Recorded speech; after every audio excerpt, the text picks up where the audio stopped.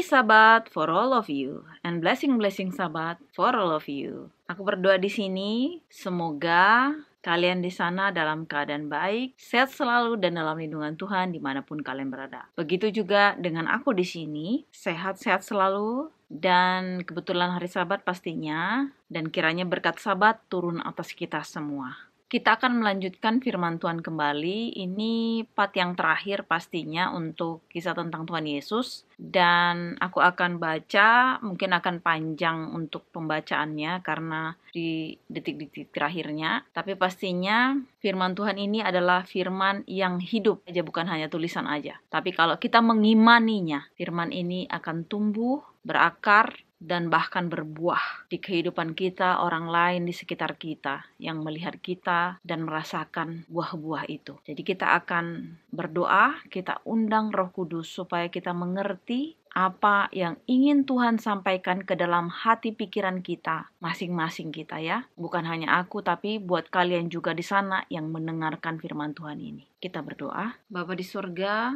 kami mengucap syukur, berterima kasih Bapa untuk hari ini, di mana hari Sabat ini ya Bapa, kasih-Mu menyertai kami, memberikan kami kesempatan untuk hidup, memberikan kami kesehatan, memberikan kami rezeki, hingga pada saat ini ya Bapa, kami mempunyai waktu untuk datang ke hadiran-Mu yang suci, untuk membaca semua keinginan hati-Mu melalui firman-Mu. Bapa, berbicaralah ke dalam hati dan pikiran anak-Mu, supaya apapun yang anak-Mu sampaikan sesuai turut kehendak-Mu. Dan biarlah juga ya Tuhan, orang-orang di luar sana yang mendengarkan juga Engkau berikan rema, juga Engkau berikan keinginan apapun di dalam hati dan pikiran mereka masing-masing. Dosa kami yang begitu banyak ya Bapa, kiranya Engkau hapuskan supaya jangan terhalang berkat-berkat-Mu yang akan Kau berikan kepada kami masing-masing. Kami berdoa di dalam nama Tuhan Yesus, Juru Selamat dan Penebus kami yang hidup.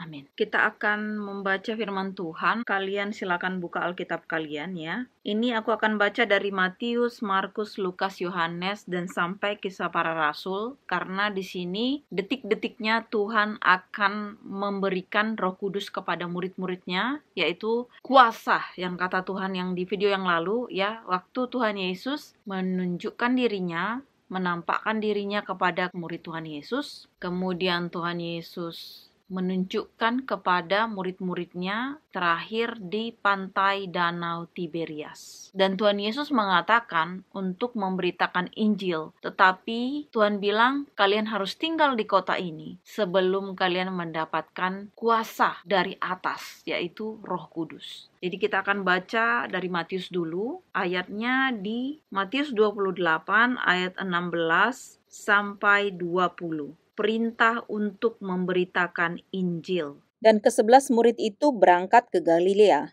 ke bukit yang telah ditunjukkan Yesus kepada mereka. Ketika melihat Dia, mereka menyembahnya, tetapi beberapa orang ragu-ragu. Yesus mendekati mereka dan berkata, "Kepadaku telah diberikan segala kuasa di sorga dan di bumi. Karena itu, pergilah, jadikanlah semua bangsa muridku dan baptislah mereka dalam nama Bapa dan Anak dan Roh Kudus. Dan ajarlah mereka melakukan segala sesuatu yang telah kuperintahkan kepadamu. Dan ketahuilah, aku menyertai kamu senantiasa sampai kepada akhir zaman."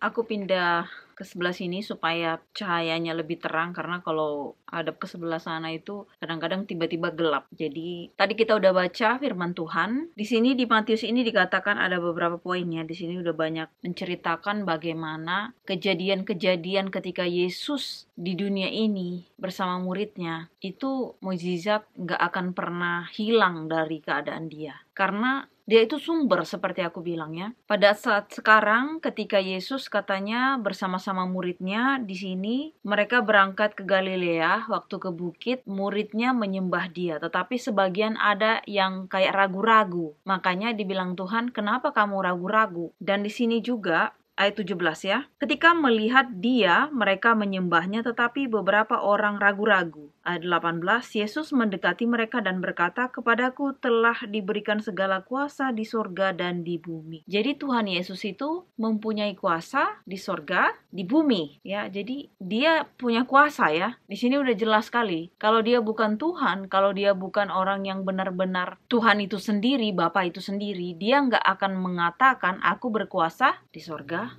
dan di bumi." Kemudian di sini lagi, "Karena itu pergilah, jadikanlah semua bangsa muridku dan baptislah mereka dalam nama Bapa dan Anak dan Roh Kudus." Kembali lagi aku ingatkan, Yesus mengatakan, "Aku di dalam Bapa, Bapa di dalam aku." Kemudian dia katakan juga, waktu muridnya mengatakan, siapa Bapa itu, bagaimana dia rupanya dan sebagainya, Yesus mengatakan, "Kalau kau sudah melihat aku, kau sudah melihat Bapa." Jadi wujud Bapa itu dia juga, Yesus itu juga. Bapa, Anak, dia menjelma menjadi manusia. Dia mau menyelamatkan kita. Jadi dia juga. Kemudian Roh Kudus. Roh Kudus itu originalnya dia. Yang dia kemana saja bisa ada dalam wujud roh, kapanpun kita butuhkan. Dalam arti bukan seperti kalau perlu aja, bukan, ya. Ini jangan kalian salah persepsi. Dalam arti ketika kita panggil dia, seperti di video yang lalu aku sudah katakan, Tuhan gak pernah atur kita kalau mau datang sama dia. Anytime kita datang, kita dalam keadaan nangis, sedih, marah, tergeletak, apapun, datang aja. Kita datang, "Bapak, aku seperti ini keadaannya." Dia gak pernah nolak, "Oh, tunggu dulu ya,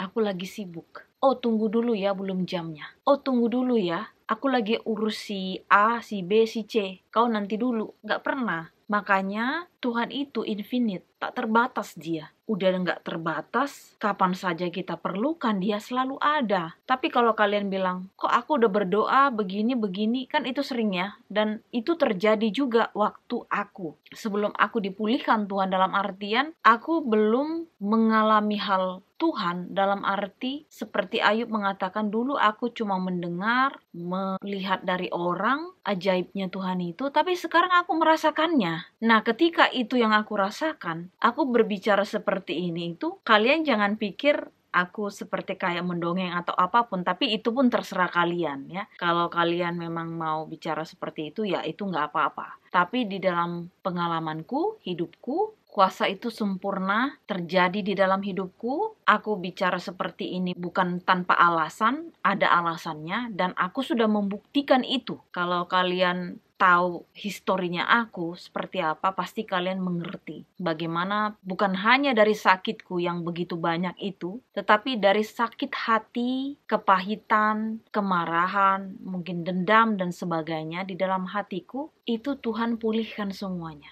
Dia buat aku baru sekarang. Jadi walaupun rahim, indung telur udah gak ada, ibaratnya kalau sebagai manusia, perempuan lagi, ya, udah gak sempurna, dan pastinya bukan muda lagi, tapi aku sempurna di mata Tuhan itu. Lebih sempurna daripada awal, bahkan yang aku rasakan, ya. Karena kalau aku dulu mikir, aku udah gak punya anak Tuhan, aku gak punya ini, udah tua juga segala macam gitu. Seperti ketidaksempurnaan itu seperti melekat. Tapi ketika aku baca firman Tuhan, perkataannya dia yang membuatku malah lebih kuat daripada sebelumnya aku, malah lebih terberkati dari sebelumnya, malah lebih feeling blessingnya itu lebih sekarang. Jadi bukan hanya sakit disembuhkan, tapi setiap hari, aku setiap hari itu nggak kayak kosong, ya. Sekarang itu kayak penuh. Ya, bukan kalian pikir, jangan hanya kalian bilang materi terus, ya, tetapi di sininya. Karena banyak orang seperti aku bilang, banyak pun orang uangnya, tapi di sininya kosong. Ngapain ya kalau kayak gitu? Aku lebih baik, ya pastinya kita memang membutuhkan uang, membutuhkan berkat. Tetapi yang paling penting itu di sini. Jangan pula nanti kayak orang-orang di luar sana yang udah banyak uangnya, di sini ya kosong, uangnya nggak bisa memuaskan dia. Ujung-ujungnya kita dengar nanti, ya bunuh diri lah, budir, atau dia seperti menggunakan obat-obatan, atau dia mencari hal-hal yang keduniawian dalam artian untuk memuaskan keinginan dagingnya. Dan satu hal itu sementara. Nanti kalau udah selesai, kosong lagi. Makanya Yesus itu air hidup, kata Tuhan. Barang siapa yang minum air daripadaku, dia tidak pernah akan haus lagi. Jadi Tuhan itu nggak pernah kasih kita tanggung-tanggung. Dia pasti penuhkan semuanya. Kita akan lanjutkan lagi ya di ayat 20. Dan ajarlah mereka melakukan segala sesuatu yang telah kuperintahkan kepadamu, dan ketahuilah aku menyertai kamu senantiasa sampai kepada akhir zaman. Jadi di sini kenapa aku memberitakan Injil? Ini salah satunya. Salah satunya ini memang udah perintah Tuhan. Siapapun kita yang sudah lahir besar di Kristen, di terang, kita harus beritakan Injil. Mungkin kita nggak bisa bicara. Aku juga dari dulu kan pemalu ya sebenarnya. Tapi aku nggak bisa tahu malu lagi kalau sekarang, karena pekerjaan Tuhan itu nggak tanggung-tanggung sama aku. Pekerjaan Tuhan itu di hidupku itu nggak main-main. Jadi aku nggak pernah mau tutup mulut ya. Kalau untuk memberitakan kasihnya. Bukan jadi perdebatan ya, bukan. Tapi kalau untuk menceritakan cintanya Tuhan, kasihnya Tuhan, berkatnya Tuhan di hidupku, bagaimana dia bekerja, itu aku nggak bisa diam. Karena apa yang kurasakan sekarang itu benar-benar nyata. Bukan dongeng, bukan isapan jempol, bukan mimpi, bukan. Ini nyata loh, nyata semuanya. Apapun yang kalian mau tanya sama aku, nyata, ada buktinya. Aku sembuh dari sakitku, aku dipulihkan, itu ada bukti. Oke, kalau kalian bilang, tapi kan itu dokter usaha. Kan aku sudah katakan ke kalian, sebelum aku dioperasi, dokter yang profesor itu udah katakan semuanya baik-baik, tapi apapun bisa terjadi di atas meja operasi. Jadi, sekelas profesor, pembicaraannya sudah bahasanya kayak gitu. Artinya aku limited, aku terbatas. Aku sudah lakukan yang terbaik sesuai pendidikanku, sesuai apa yang aku tahu. Tetapi kan dia kembali lagi itu tadi, apapun bisa terjadi. Yang terjadi ini, itu yang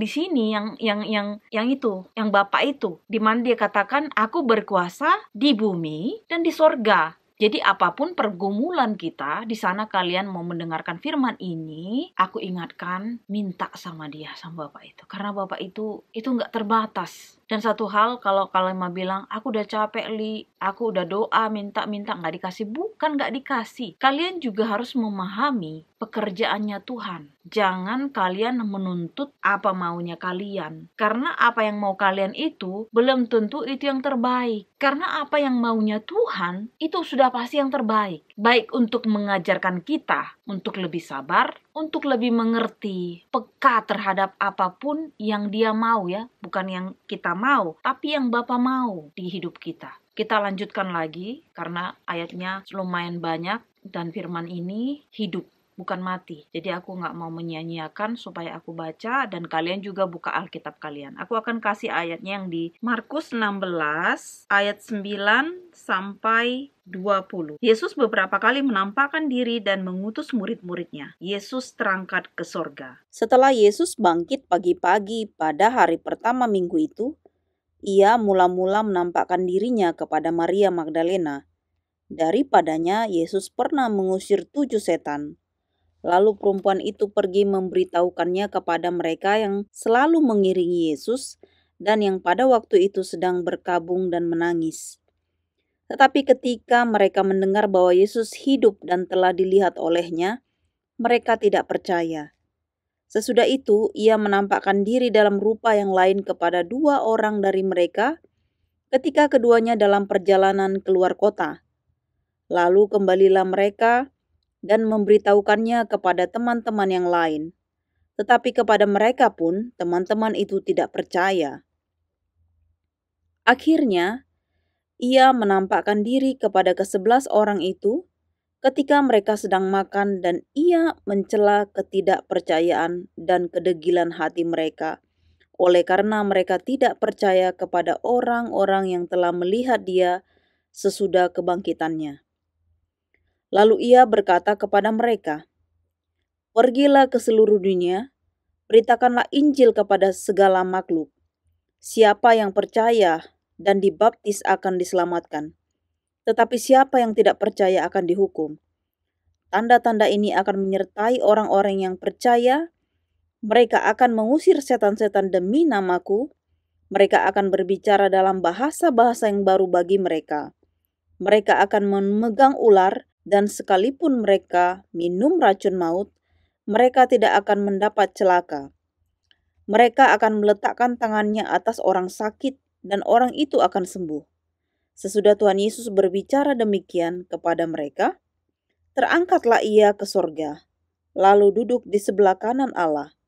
Mereka pun pergilah memberitakan Injil ke segala penjuru, dan Tuhan turut bekerja dan meneguhkan firman itu dengan tanda-tanda yang menyertainya. Jadi di sini diceritakan bagaimana ketika pertama kali Yesus bangkit, ketika itu Maria ini adalah wanita bukan ibu Yesus ya, tetapi Maria yang lain yang pernah kerasukan setan, 7 setan katanya di sini. Ya, jadi kemudian di sini juga Yesus menampakkan diri waktu ada 2 muridnya juga yang jalan ke Emmaus ya, kalau kalian semuanya nonton ya, pokoknya dari part 1 sampai sekarang udah 197. Ini part yang terakhir tentang kisah Tuhan Yesus. Ketika itu di situ murid-muridnya nggak percaya. Pertama Maria yang didatangi sama Tuhan ketika sudah bangkit. Maria cerita ke muridnya nggak percaya. Kemudian 2 orang yang jalan ke Emmaus ketika mereka sedang membicarakan tentang Yesus. Tapi mereka itu seperti kayak nggak percaya ketika Yesus juga bersama-sama dengan mereka. Ketika mereka lagi makan dan mereka memakan roti yang Tuhan kasih. Ketika itu mata mereka terbuka dan mereka itu Tuhan, dia tahu dan dia kenali itu Yesus, tapi Yesus tiba-tiba menghilang. Setelah kedua murid ini kembali ke Yerusalem, mereka menceritakan kepada muridnya yang lain, tetapi muridnya nggak percaya. Akhirnya Yesus menampakkan diri kepada semua muridnya di dalam ruangan ketika mereka sedang makan katanya, dan di situ Yesus menunjukkan bekas paku di tangannya, di kakinya, dan bahkan Thomas nggak percaya. Datang lagi Yesus menunjukkan ke muridnya lagi. Ada 3 kali Yesus menunjukkan kepada muridnya ya. 2 kali dalam ruangan, 1 lagi katanya di pantai Danau Tiberias. Tetapi di situ awal-awalnya mereka pun nggak percaya. Awal-awalnya murid-muridnya ragu-ragu. Itulah manusia. Karena kita mikirnya segini, kecil, terbatas, nggak mungkin. Karena kita pakai pikiran kita yang terbatas ini. Kita bilang nggak mungkin. Mungkin itu cuman hanya karena Tuhan, makanya tidak ada yang mustahil.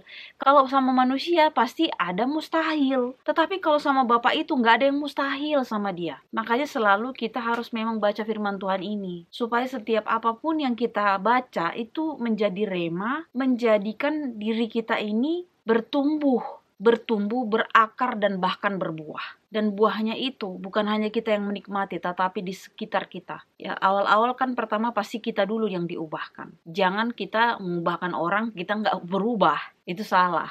Jadi ini dulu yang diperbaiki, diri sendiri dulu. Tapi kalau buah-buah yang berasal dari Tuhan itu sendiri, dari Bapa itu udah pasti berbeda. Itu nggak bisa dibohongi. Nggak akan bisa terbohongi. Karena buah dari Tuhan itu buahnya itu terang dan kebenaran. Siapapun yang melihat itu nggak bisa main-main, bukan ecek-ecek gitu loh, ya, bukan kaleng-kaleng, nggak ada. Kalau benar-benar itu berasal dari Tuhan, itu pasti dahsyat dan pasti itu ajaib. Kemudian di sini dikatakan Yesus juga mencela murid-muridnya ketika mereka nggak percaya, ya dia cela. Tetapi setelah itu Yesus mengatakan, kalian akan Aku beri kekuatan yang dari atas dan kalian akan mengabarkan Injil ke seluruh dunia ya, mulai dari Yerusalem. Jadi Tuhan memperlengkapi murid-muridnya. Kali lagi aku ingatkan bahwasanya Tuhan itu Bapa yang baik. Dia nggak asal suruh aja orang. Jadi dia itu adalah guru yang baik, bos yang baik, Tuhan yang baik, Bapa yang baik. Pokoknya semuanya dia. Dia suruh orang itu bukan dia suruh-suruh aja gitu tanpa diperlengkapi, enggak. Dia enggak mensuruh, tetapi dia menyiapkan semuanya kita, menyiapkan ini kebutuhan kita. Makanya dibilang Tuhan ketika dia bersama-sama muridnya, emang mereka pernah kelaparan, kekurangan? Enggak. Walaupun mereka seperti kayak pengembara yang enggak bawa koper atau yang enggak bawa kelihatan uang di banknya berapa, enggak. Karena apa? Karena dia sumbernya itu, dia hanya berfirman. Bagaimana dia menyembuhkan orang sakit, orang yang buta bisa melihat, yang lumpuh bisa berjalan, yang pendarahan wanita itu udah bertahun-tahun gak sembuh, cuman hanya memegang jubah Yesus dia sembuh, yang mati dibangkitkan. Hanya dengan perkataan saja, ucapan saja. Tetapi ingat apa yang Tuhan katakan. Imanmu telah menyelamatkan engkau. Ketika orang itu mempunyai iman, atau lebih simpelnya ya, ketika dia percaya, terjadi.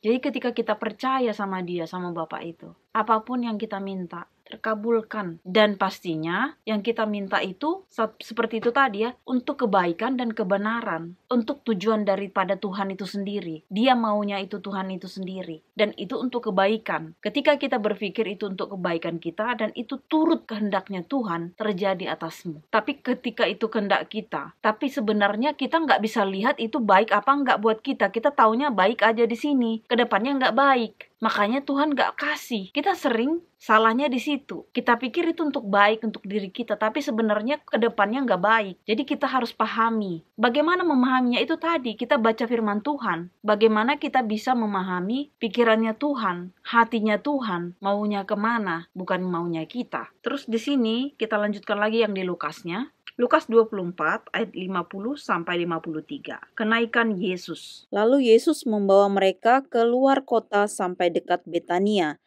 Di situ ia mengangkat tangannya dan memberkati mereka. Dan ketika ia sedang memberkati mereka, ia berpisah dari mereka dan terangkat ke surga. Mereka sujud menyembah kepadanya. Lalu mereka pulang ke Yerusalem dengan sangat bersukacita. Mereka senantiasa berada di dalam bait Allah dan memuliakan Allah. Kalau ini ayatnya singkat ya. Jadi Bapak itu sebelum pergi ke sorga, kembali ke sorga, dia mengangkat tangan memberkati. Kemudian mereka sujud menyembah kepada Bapa Yesus, dan kemudian dia bersukacita pulang. Katanya mereka berada di bait Allah, atau kita bilang di sini sekarang di gereja, sinagog atau tempat rumah ibadah. Artinya berkat dari Tuhan itu adalah sukacita, damai sejahtera. Karena berulang-ulang setiap Tuhan datang sama muridnya selalu apa dia bilang? Damai sejahtera kuberikan kepadamu. Damai sejahtera kucurahkan kepada kamu. Bukan porak-poranda, bukan ketakutan, bukan kecemasan. Jadi apa yang Tuhan kasih? Makanya kalau aku juga sering nonton di channel-channel murtadin ya, atau orang yang ini terlepas dari mungkin ada pro kontra dan sebagainya, tapi aku dikuatkan dengan itu. Karena mereka bertemu dengan Tuhan, atau mungkin mereka orang yang gak kenal Tuhan dari kecil, tapi mereka rindu untuk mengenal siapa Bapa itu, Yesus itu, dan Tuhan datang sama mereka. Dan mereka pun merasakan kasih Tuhan itu. Dia bahkan sampai mencucurkan air matanya, bahkan mengatakan hatinya damai, overwhelming, kayak gak bisa terucap katanya. Bahkan mereka sangat heran atas apa yang mereka rasakan. Kita akan lanjutkan lagi di Yohanes ya. Aku akan baca yang Yohanesnya, ini yang kita skip yang dari video yang lalu. Yohanes 20 ayat 30 sampai 31. Maksudnya Injil ini dicatat. Memang masih banyak tanda lain yang dibuat Yesus di depan mata murid-muridnya yang tidak tercatat dalam kitab ini. Tetapi semua yang tercantum di sini telah dicatat supaya kamu percaya bahwa Yesuslah Mesias Anak Allah, dan supaya kamu oleh imanmu memperoleh hidup dalam namanya. Jadi di sini udah jelas dibilang maksud Injil ini dicatat ya. Masih banyak katanya tanda-tanda yang sebenarnya terjadi pada saat Yesus bersama muridnya. Itu banyak yang harusnya mungkin ada sebagian nggak tercatat. Karena yang di video lalu aku udah katakan sama kalian, kalau semua dicatat nggak bisa, maksudnya nggak bakalan cukup. Kertas dikumpulkan nggak cukup, air laut aja jadi tinta nggak akan cukup. Kasihnya Tuhan, mujizat yang dilakukan, semuanya nggak cukup. Jadi ini itu udah ibaratnya ini yang udah paling pentingnya itu udah semuanya di sini. Tetapi banyak lagi katanya apa yang nggak bisa termuat, nggak muat lagi. Makanya kalau kita mau merasakan kasihnya Tuhan itu, cari dia itu pakai hati kita. Jadi satu lagi di sini, maksud Injil itu dicatat di ayat 31-nya ya. Tetapi semua yang tercantum di sini telah dicatat supaya kamu percaya bahwa Yesuslah Mesias Anak Allah, dan supaya kamu oleh imanmu memperoleh hidup dalam namanya. Ini hidupnya bukan hidup kayak gini ya. Hidup itu hidup yang kekal di dalam namanya. Karena kita percaya bahwa Yesus itu adalah Mesias, Dia adalah penebus kita dari dosa. Dia yang menyelamatkan kita. Dia yang mengangkat kita dari kematian yang harus kita lalui, itu dosa itu, maut itu, yang sebenarnya kita nggak selamat, nggak patut, tetapi kita dipatutkan Tuhan, kita diselamatkan Dia mengambil semuanya itu, Dia pikul salib itu supaya kita bebas. Yesus yang bayar, Dia yang bayar. Dalam 1 Petrus 2 ayat 24, Ia sendiri telah memikul dosa kita di dalam tubuhnya di kayu salib, supaya kita yang telah mati terhadap dosa, hidup untuk kebenaran. Oleh bilur-bilurnya kamu telah sembuh. Jadi kita yang masih hidup ini, kita pun sebenarnya sudah mati di dalam dosa. Jadi hidup itu bukan hidup yang sekarang. Ini aku masih hidup ya, bukan mati. Makanya bisa bicara. Tetapi aku sudah mati di dalam dosa. Tapi karena aku percaya kepada Tuhan Yesus, kepada Dia yang menyelamatkan kita, yang mati di kayu salib itu, katanya kita apa? Memperoleh hidup. Jadi bagi kalian di sana, kalau kalian mau selamat, mau hidup yang kekal, percaya sama Dia, terima Dia sebagai juru selamat pribadimu, dan akui Dia dalam segala tingkah lakumu, turuti perintahnya, dibaptis atas namanya ya, Bapa, Anak, dan Roh Kudus. Jadi ketika pun kita sudah mati pun secara fisik, tapi kita memperoleh hidup yang kekal itu. Satu hal lagi, aku ingatkan, bukan hanya terima Yesus, terus kita hidup urak-urakan ya. Terus kita mengharapkan kita masuk surga atau berada di sisinya. Nggak bisa. Kita itu terima terang itu juga, kita harus hidupnya juga terang. Tapi bukan berarti juga, oh kamu suci ya, tiap ini kamu selalu nggak buat dosa lagi. Bukan begitu. Kita sudah dibenarkan oleh Dia, selamatkan. Tetapi kita jangan berbuat dosa lagi. Pertobatan. Sebisa mungkin kita jangan melukai hati Tuhan. Itu aja yang paling penting. Karena kita pun pasti punya namanya juga masih marah. Tetapi ingat, kalaupun marah jangan sampai matahari terbenam. Semuanya ada di sini. Makanya baca firman Tuhan. Jangan hanya dari aku aja, tapi kalian sendiri cari Tuhan itu juga. Kita lanjutkan lagi di ayat Yohanesnya. Ini yang selanjutnya yang dari video yang lalu juga ya. Berkaitan semuanya. Ayatnya di Yohanes 21 ayat 15 sampai 19. Gembalakanlah domba-dombaku. Sesudah sarapan, Yesus berkata kepada Simon Petrus, Simon anak Yohanes, apakah engkau mengasihi aku lebih daripada mereka ini? Jawab Petrus kepadanya, benar Tuhan, engkau tahu bahwa aku mengasihi engkau. Kata Yesus kepadanya, gembalakanlah domba-dombaku. Kata Yesus pula kepadanya untuk kedua kalinya, Simon anak Yohanes, apakah engkau mengasihi aku? Jawab Petrus kepadanya, benar Tuhan, engkau tahu bahwa aku mengasihi engkau. Kata Yesus kepadanya, gembalakanlah domba-dombaku. Kata Yesus kepadanya untuk ketiga kalinya, Simon anak Yohanes, apakah engkau mengasihi aku? Maka sedih hati Petrus, karena Yesus berkata untuk ketiga kalinya, apakah engkau mengasihi aku? Dan ia berkata kepadanya, Tuhan, engkau tahu segala sesuatu. Engkau tahu bahwa aku mengasihi engkau. Kata Yesus kepadanya, gembalakanlah domba-dombaku. Aku berkata kepadamu, sesungguhnya ketika engkau masih muda, engkau mengikat pinggangmu sendiri, dan engkau berjalan kemana saja kau kehendaki. Tetapi jika engkau sudah menjadi tua, engkau akan mengulurkan tanganmu, dan orang lain akan mengikat engkau dan membawa engkau ke tempat yang tidak kau kehendaki. Dan hal ini dikatakannya untuk menyatakan bagaimana Petrus akan mati dan memuliakan Allah. Sesudah mengatakan demikian, ia berkata kepada Petrus, ikutlah aku. Di sini Yesus bertanya sama Petrus, dia bilang, Simon, apakah engkau mengasihi aku? Dari ayat 15 ya. Sesudah sarapan Yesus berkata kepada Simon Petrus, Simon anak Yohanes, apakah engkau mengasihi aku lebih daripada mereka ini? Jawab Petrus kepadanya, benar Tuhan, engkau tahu bahwa aku mengasihi engkau. Kata Yesus kepadanya, gembalakanlah domba-dombaku. Itu pertama. Kedua kali juga sama. Petrus juga menjawab. Ketiga kali juga sama. Akhirnya Petrus katanya setelah Tuhan Yesus bilang 3 kali itu, sedih hati Petrus. Dan kemudian Simon Petrus bilang, Tuhan, Engkau tahu segala sesuatu, bahwa aku mengasihi Engkau. Kemudian Yesus bilang, di sini aku baca ya, ayat 18, aku berkata kepadamu sesungguhnya ketika engkau masih muda, engkau mengikat pinggangmu sendiri, dan engkau berjalan kemana saja kau kehendaki. Tetapi jika engkau sudah menjadi tua, engkau akan mengulurkan tanganmu, dan orang lain akan mengikat engkau dan membawa engkau ke tempat yang tidak kau kehendaki.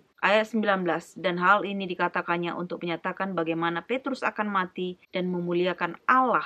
Sesudah mengatakan demikian, ia berkata kepada Petrus, ikutlah aku. Jadi ketika Petrus masih muda, katanya ya namanya masih muda, kita mau kemana aja. Ya kita sendiri yang pakai ikat pinggang kita, sendiri mau lakukan ini dan itu. Kita mau kemana pun kita mau. Tapi di sini dibilang ketika kau sudah tua, orang akan mengikat pinggangmu dan membawamu ke tempat di mana kau nggak suka. Dan di sini disimbolkan bahwasanya bagaimana nanti Petrus akan mati. Bagaimana kalau aku lihat tadi aku baca ada penjelasan dari Google, di situ ada firman mengatakan bagaimana Petrus diikat nanti dia, kemudian dia kan akan mati juga disalibkan. Tetapi Petrus mengatakan, aku tidak layak disalibkan seperti Yesus. Jadi aku disalibkan terbalik, jadi salib terbalik. Dan aku ada baca juga beberapa di mana katanya salib terbalik itu melambangkan gereja setan lah ini dan sebagainya. Itu adalah pekerjaan setan, bagaimana memanipulasi sesuatu hal yang sebenarnya milik Tuhan dipakai-pakai setan. Ya, jadi makanya setan ini kan suka memanipulasi manusia. Dia mengatakan itu punya dia, padahal itu punya Tuhan. Itu kan firman Tuhan, tapi dia pakai punyanya dia, seolah-olah kayak milik dia, padahal dia itu sebenarnya tidak punya apa-apa. Dia pun ciptaan. Sebenarnya dia kan berasal daripada malaikat itu sendiri ya. Lucifer itu kan dulunya malaikat. Tetapi karena dia merasa mau lebih daripada Tuhan, akhirnya dia dibuang ke bumi ini. Dan itu mungkin pembahasannya nanti ada waktunya. Tapi sebenarnya kalau kita baca firman Tuhan ini semuanya ada di sini. Makanya buka Alkitabmu, aku ingatkan lagi. Jangan hanya dengar saja dari aku, tapi kalian juga buka Alkitab. Supaya apapun firman Tuhan ini menjadi rema ya, bertumbuh, berakar dan berbuah di dalam kehidupan masing-masing kita. Kemudian di sini dikatakan waktu nanti Petrus mati itu katanya untuk kemuliaan Allah, karena Petrus melakukan perintah Tuhannya itu apa? Mengabarkan Injil. Jadi setiap murid-murid Yesus itu yang sudah diperlengkapi itu, apa yang diperlengkapi itu Roh Kudus. Kenapa Petrus udah nggak takut lagi dia disalibkan, bahkan dia meminta salib terbalik itu karena dia nggak layak. Kalau sekelas manusia itu pasti kita udah ketakutan, gemetaran kan. Tetapi dia punya kuasa yang diberikan dari atas yaitu Roh Kudus, sehingga dia nggak takut lagi. Makanya sekalipun maut di depan itu udah nggak takut lagi. Yang penting apa? Kemuliaan bagi nama Tuhan. Bukan berarti Tuhan itu kejam, bukan itu. Itu permainan iblis. Kita itu hidup yang kekal ya. Makanya dibilang tadi apa? Aku menyelamatkan engkau dari kematian dosa. Jadi kalau kita hidup ini sekarang pun memang masih hidup, tapi kita udah mati sebenarnya dalam dosa. Yang menyelamatkan kita nantinya adalah percaya sama Tuhan Yesus itu. Yang hidup kekal itu, kita harus dari sekarang pilihnya. Jangan udah mati baru, udah terlambat. Makanya harus dari sekarang lah kita memilih dia menjadi Tuhan dan Juru Selamat pribadi kita. Jadi ketika kita anytime kita kapanpun sudah waktunya dipanggil Tuhan, kita selamat. Dibilang apa? Selamat. Kita memperoleh hidup yang kekal itu. Hidup yang kekal itu udah pasti sama dia. Di mana dia? Di surga. Bapak itu di surga, bukan di neraka. Kita akan baca lagi di sini bahwasanya Tuhan perintahkan sama Petrus ini apa? Gembalakanlah domba-dombaku, kabarkanlah Injil. Kalau kita tidak bisa bicara, setidaknya kita dari perbuatan kita. Sehingga orang lain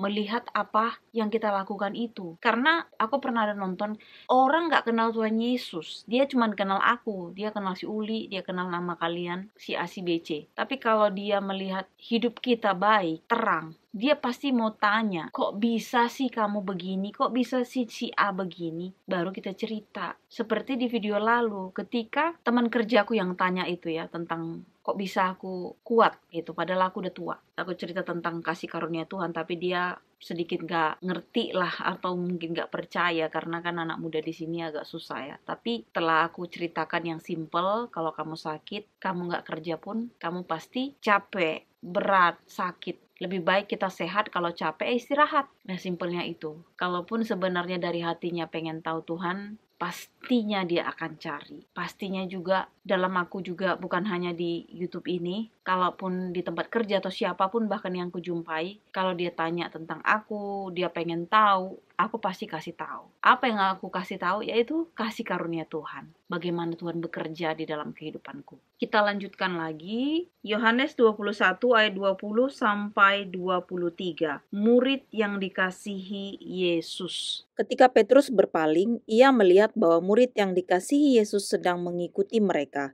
yaitu murid yang pada waktu mereka sedang makan bersama duduk dekat Yesus, dan yang berkata, "Tuhan, siapakah dia yang akan menyerahkan Engkau?" Ketika Petrus melihat murid itu, ia berkata kepada Yesus, "Tuhan, apakah yang akan terjadi dengan dia ini?" Jawab Yesus, "Jikalau aku mengkehendaki supaya ia tinggal hidup sampai aku datang, itu bukan urusanmu, tetapi engkau ikutlah aku." Maka tersebarlah kabar di antara saudara-saudara itu bahwa murid itu tidak akan mati. Tetapi Yesus tidak mengatakan kepada Petrus bahwa murid itu tidak akan mati, melainkan jikalau aku mengkehendaki supaya ia tinggal hidup sampai aku datang, itu bukan urusanmu. Di sini dikatakan bahwasanya katanya Petrus berpaling, terus murid yang dikasih Yesus ini adalah murid yang menulis di buku Yohanes ini. Kalau aku tadi baca dari Google, Bahwasanya siapa sih sebenarnya yang menulis kitab Yohanes ini? Karena selalu dibilang murid yang dikasih Yesus, murid yang dikasih Yesus. Jadi dia nggak kasih tahu namanya siapa. Jadi waktu aku baca ada beberapa kayak dari Wikipedia gitu, bahwasanya yang nulis ini sebenarnya Yohanes anak Zebedeus. Jadi kalau di sini dikatakan ayat 21 aku baca, ketika Petrus melihat murid itu, ia berkata kepada Yesus, "Tuhan, apakah yang akan terjadi dengan dia ini?" Jawab Yesus, "Jikalau aku mengkehendaki supaya ia tinggal hidup sampai aku datang, itu bukan urusanmu, tetapi engkau ikutlah aku." Di ayat 23, maka tersebarlah kabar di antara saudara-saudara itu bahwa murid itu tidak akan mati. Tapi Yesus tidak mengatakan kepada Petrus bahwa murid itu tidak akan mati, melainkan jika aku mengkehendaki supaya ia tinggal hidup sampai aku datang, itu bukan urusanmu. Jadi si Petrus aja pun bisa salah persepsi, salah arti. Padahal sebenarnya Tuhan bilang, ya itu bukan urusanmu, mau dia hidup sampai aku datang atau enggak, itu bukan urusanmu. Jadi Petrus pun kalau nggak ada Roh Kudus, dia nggak ngerti. Apalagi sekelas kita. Suamiku sudah datang. Wah, bunga.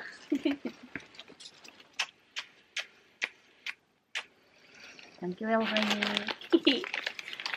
Kalian tahu hari ini adalah anniversary kami yang ke-9 ya, Megan ya, Hani? Ya. Jadi ini adalah anniversary kami yang ke-9. Aku dapat bunga lagi dari suamiku yang tercinta. Udah aku ingatin sih kemarin, tapi dia memang gak lupa juga. Jadi dia ingat. Jadi aku akan masukkan ke dalam air dulu, ke dalam pot. Gak lama sih, baru aku lanjutkan lagi. Ini yang di kata penutupnya ya. Ayatnya aku baca di Yohanes 21, ayat 24 sampai 25. Kata penutup. Dialah murid yang memberi kesaksian tentang semuanya ini dan yang telah menuliskannya, dan kita tahu bahwa kesaksiannya itu benar. Masih banyak hal-hal lain lagi yang diperbuat oleh Yesus. Tetapi jikalau semuanya itu harus dituliskan satu persatu, maka agaknya dunia ini tidak dapat memuat semua kitab yang harus ditulis itu. Inilah tadi yang nulis kitab Yohanes ini, yang tadi yang di Wikipedia yang aku baca, siapa sih yang nulis ini? Menurut dari Wikipedia yang di Google itu, aku baca adalah Yohanes anak Zebedeus. Dan katanya di sini di ayat terakhir 25, masih banyak hal-hal lain lagi yang diperbuat oleh Yesus. Tetapi jikalau semuanya itu harus dituliskan satu persatu, maka agaknya dunia ini tidak dapat memuat semua kitab yang harus dituliskan itu. Jadi kasih Tuhan itu nggak bisa terucap, nggak bisa muat, kertas pun gak muat kalau dikumpulkan semuanya karena kasih Tuhan itu. Kita lanjutkan yang aku bilang di Kisah Para Rasul, karena di sini juga menceritakan bagaimana Yesus naik ke sorganya. Di Kisah Para Rasul 1 ayat 1 sampai 5. Roh Kudus dijanjikan. Hai Theophilus, dalam bukuku yang pertama aku menulis tentang segala sesuatu yang dikerjakan dan diajarkan Yesus sampai pada hari ia terangkat. Sebelum itu ia telah memberi perintahnya oleh Roh Kudus kepada rasul-rasul yang dipilihnya. Kepada mereka ia menunjukkan dirinya setelah penderitaannya selesai, dan dengan banyak tanda ia membuktikan bahwa ia hidup. Sebab selama 40 hari ia berulang-ulang menampakkan diri dan berbicara kepada mereka tentang kerajaan Allah. Pada suatu hari ketika ia makan bersama-sama dengan mereka, ia melarang mereka meninggalkan Yerusalem dan menyuruh mereka tinggal di situ menantikan janji Bapa yang demikian katanya. Telah kamu dengar daripadaku sebab Yohanes membaptis dengan air, tetapi tidak lama lagi kamu akan dibaptis dengan Roh Kudus. Jadi di ayat ini dikatakan ya, bahwasanya ketika Yesus bangkit dari antara orang mati, berulang-ulang Yesus menampakkan diri kepada muridnya, menyatakan kerajaan Allah, dan mereka dijanjikan akan diberikan Roh Kudus, kekuatan daripada Bapa untuk memberikan kekuatan kepada mereka. Bukan hanya kekuatan, tetapi pengertian, ilmu, supaya setiap orang atau supaya setiap murid Yesus yang menyampaikan firman Tuhan, mereka beroleh pengetahuan. Maka jawab Petrus penuh dengan Roh Kudus, "Hai pemimpin-pemimpin umat dan tua-tua, jika kami sekarang harus diperiksa karena suatu kebajikan kepada seorang sakit dan harus menerangkan dengan kuasa manakah orang itu disembuhkan, maka ketahuilah oleh kamu sekalian dan oleh seluruh umat Israel bahwa dalam nama Yesus Kristus orang Nazaret yang telah kamu salibkan, tetapi yang telah dibangkitkan Allah dari antara orang mati, bahwa oleh karena Yesus itulah orang ini berdiri dengan sehat sekarang di depan kamu. Yesus adalah batu yang dibuang oleh tukang-tukang bangunan, yaitu kamu sendiri. Namun ia telah menjadi batu penjuru. Dan keselamatan tidak ada di dalam siapapun juga selain di dalam Dia. Sebab di bawah kolong langit ini tidak ada nama lain yang diberikan kepada manusia yang olehnya kita dapat diselamatkan. Ketika sidang itu melihat keberanian Petrus dan Yohanes dan mengetahui bahwa keduanya orang biasa yang tidak terpelajar, heranlah mereka. Dan mereka mengenal keduanya sebagai pengikut Yesus. Kisah Para Rasul 4 ayat 8-13. Kalau kita tahu, murid-murid Yesus itu bukan dari orang-orang Yahudi yang sekolahnya tinggi-tinggi ya. Makanya Tuhan itu pakai yang dianggap dunia ini remeh, temeh, yang gak siapa-siapa. Tapi Tuhan bisa memutar semua itu menjadi lebih dahsyat daripada orang yang sebenarnya dia tahu kitab suci itu. Atau ahli-ahli Taurat itu. Bahkan sempurna. Karena itu Roh Kudus. Itu gak main-main. Dan di sini dikatakan ayat 5 aku baca, sebab Yohanes membaptis dengan air, tetapi tidak lama lagi kamu akan dibaptis dengan Roh Kudus. Jadi simbol kita menerima Tuhan Yesus sebagai juru selamat, kita dibaptis, diselamkan dengan air. Kemudian Yesuslah membaptis kita dengan Roh Kudus. Karena Roh Kudus itu benar-benar dahsyat. Kalau kita ingat penjahat yang di sebelah Yesus, yang dia mengatakan, Yesus kalau engkau datang, ingatlah aku. Dan Tuhan Yesus bilang, hari ini engkau bersama-samaku di Taman Firdaus. Tanpa dibaptis air, dia sudah sama Yesus. Yaitu tadi, Yesus punya hak. Dan Yesus bisa membaptis dengan Roh Kudus. Dan Yesus bisa menentukan dia masuk surga. Kalau dia bukan Tuhan, dia nggak mungkin ucapkan itu. Di ayat selanjutnya, Kisah Para Rasul 1 ayat 6-11. Yesus terangkat ke sorga. Maka bertanyalah mereka yang berkumpul di situ, Tuhan, maukah engkau pada masa ini memulihkan kerajaan bagi Israel? Jawabnya, engkau tidak perlu mengetahui masa dan waktu yang ditetapkan Bapa sendiri menurut kuasanya. Tetapi kamu akan menerima kuasa kalau Roh Kudus turun ke atas kamu, dan kamu akan menjadi saksiku di Yerusalem dan di seluruh Yudea dan Samaria dan sampai ke ujung bumi.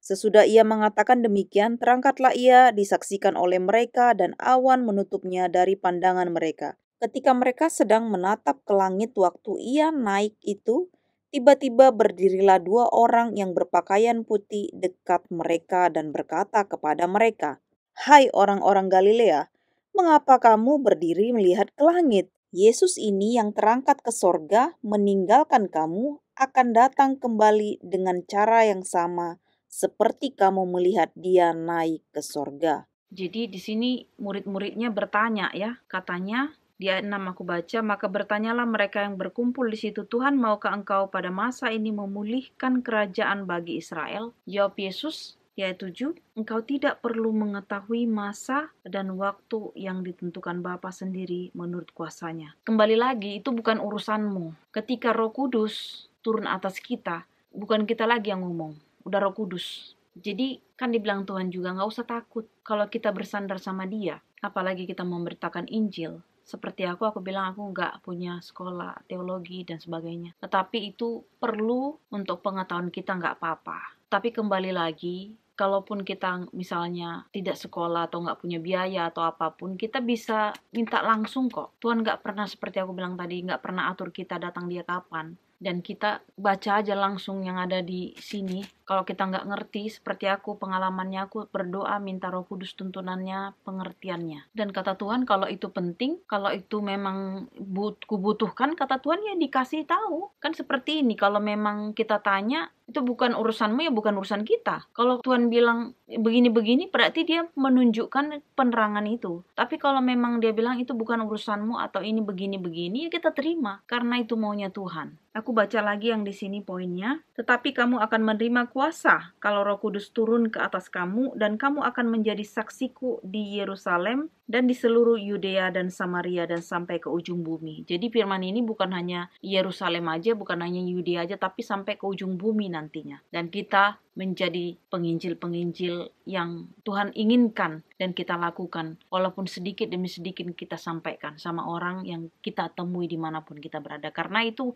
Based on him. kita ketemu sama siapapun, base-nya dia, sesuai dengan kehendaknya dia. Jangan sia-siakan kalau kita punya kesempatan, kita bicara. Ya kalau dia terima apa enggak, itu enggak urusan kita lagi ya. Itu bukan urusan kita, yang penting kita sampaikan. Kemudian di sini dikatakan ketika Yesus katanya, terangkatlah dia ke sorga. Ayat 9 ya, sesudah ia mengatakan demikian, terangkatlah ia disaksikan oleh mereka, dan awan menutupnya dari pandangan mereka. Ayat 10, ketika mereka sedang menatap ke langit waktu ia naik itu, tiba-tiba berdirilah 2 orang yang berpakaian putih dekat mereka. Ayat 11, dan berkata kepada mereka, hai orang-orang Galilea, mengapakah kamu berdiri melihat ke langit? Yesus ini akan terangkat ke sorga, meninggalkan kamu akan datang kembali dengan cara yang sama seperti kamu melihat dia naik ke sorga. Jadi nanti di sini udah jelas ketika Yesus datang kedua kali, sama sewaktu dia naik ke sorga. Ya, posisinya sama. Jadi nggak tanpa sayap. Kalau burung ada sayapnya. Atau aku ada lihat skydiving atau paragliding, atau aku lihat di situ para motor pakai mesin ya. Kalau Tuhan itu langsung aja dia turun naik tanpa ada sayap, tapi karena kemuliaannya, karena ketidakterbatasannya dimanapun. Dia mau naik, mau turun terserah Tuhan. Jadi dia akan datang lagi ketika dia sudah saatnya. Dan kita bisa minta Roh Kudus juga. Kalau Tuhan memang berkehendak, dia kasih. Apapun itu, bagi kalian di sana yang mendengarkan firman ini, buka lagi Alkitab kalian, bukan hanya dari firman yang aku sampaikan aja, kalian selidiki juga, supaya apapun yang Tuhan mau ke dalam hati dan pikiran kalian tersampaikan. Kita berdoa. Terima kasih ya Bapa, kiranya firman-Mu menguatkan iman dan percaya kami Bapa. Ini adalah part 197 yang terakhir tentang kisah Engkau, dari mulai lahir dan sampai Engkau terangkat ke sorga. Maafkan aku Bapa, sampai hari ini sudah lama sekali baru selesai. Karena begitu banyak kesibukan yang mungkin aku juga lalai. Tapi biarlah Bapa belas kasihan-Mu tetap berada dalam kehidupanku. Dan aku menyampaikan firman Tuhan tentang kisah yang lain, tentang apapun yang Engkau mau. Bapa, biarlah kiranya Engkau memberkati orang di luar sana. Siapapun yang sedang sakit, Engkau sembuhkan ya Tuhan. Siapapun yang mencari pekerjaan, Engkau berikan pekerjaan. Yang sedang bergumul untuk memaafkan dirinya sendiri. Yang sedang bergumul untuk meminta maaf kepada orang yang pernah ia sakiti. Engkau berikan keberanian. Yang sedang bergumul Bapa, untuk menyelesaikan tugas-tugas mereka apapun itu. Biarlah Engkau turut campur tangan Bapa dalam semua masalah problema dalam kehidupan mereka. Terima kasih untuk hari ini ya Tuhan, genap 9 tahun pernikahanku dengan suamiku. Ampuni aku orang berdosa ya Tuhan. Aku sebagai istri kadang melakukan kesalahan. Biarlah Bapa kasih karunia-Mu untuk hari-hari ke depan. Engkau ajari aku lebih bijaksana, lebih baik, sesuai kehendak-Mu pastinya. karena itu yang terbaik bagiku dan keluargaku dan kehidupanku, dan pastinya untuk kemuliaan namamu. Bapa, sempurnakan doaku. Aku bergumul untuk suamiku, Bapa, biarlah kiranya juga Engkau membukakan hatinya supaya menerima Engkau menjadi Tuhan dan Juru Selamat pribadinya. Biarlah kasih karunia-Mu, Bapa, untuk dirinya sendiri, dia mengakui dan dia merasakan kasih-Mu, ya Tuhan. Supaya dia merasakan apa yang aku rasakan ketika menerimamu sebagai Juru Selamat. Terpuji nama Bapa, di dalam nama Tuhan Yesus, Juru Selamat dan Penebus kami. Amin. Itu dia bunganya. Cantik banget. Walaupun gak mawar merah, seperti bunga kesukaanku. Karena dia pulang kerja, jadi aku rasa dia di jalan belinya, mungkin di toko bunga itu gak ada mawar merah. Tapi dulunya aku sih kayak nuntut-nuntut, aku mau yang gitu. Dulunya gitulah. Tapi sekarang aku gak. Yang penting sehat, not easy, tapi kita masih sama-sama.